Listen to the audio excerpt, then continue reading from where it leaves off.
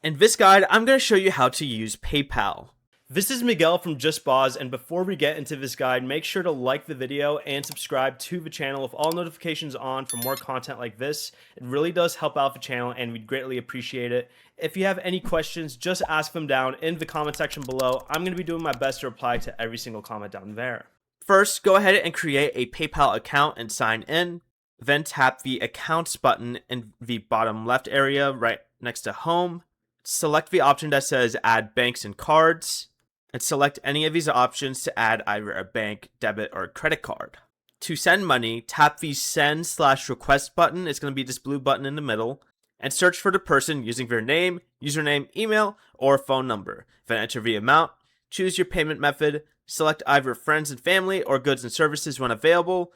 Goods and services may include purchase protection and fees, but review everything, then tap Send.